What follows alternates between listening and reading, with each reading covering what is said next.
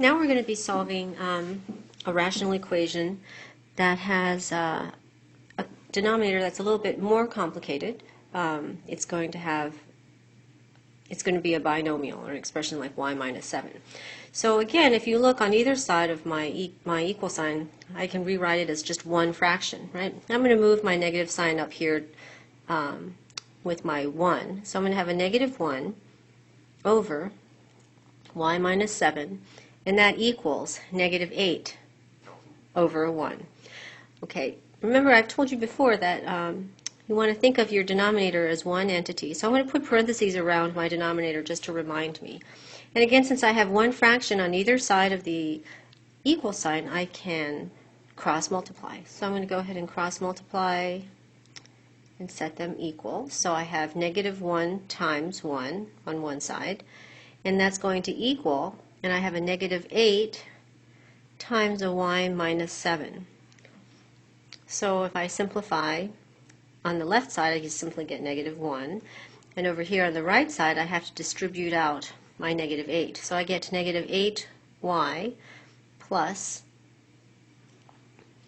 56. So let's see, now I want to isolate my y, but I'm going to bring over my 56 to the other side, so I'm going to subtract 56 from both sides. And I get negative 57 equals negative 8y. And now remember, the last step I always do is divide, so I have, let me rewrite it up here, I have negative 57 equals negative 8y. So I'm going to divide both sides by negative 8, divide both sides by negative 8, and so I'm left with y, these negative 8's cancel, equals 57 over 8. Okay, let's try one more. So here I have 7 over y plus 8 equals 6, and I'm going to remind myself again that my denominator stays together. I'll rewrite it as 7 over y plus 8 equals, and I'll put 6 over 1.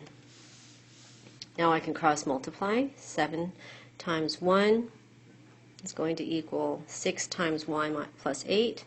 So I get 7 times 1 equals 6 times y plus 8. And I'm going to have 7 equals 6y plus 48. I'm going to subtract 48 from both sides. So I'm going to get negative 41 equals 6y. I'll divide both sides by 6. So my y equals negative 41 divided by 6. And that's my answer.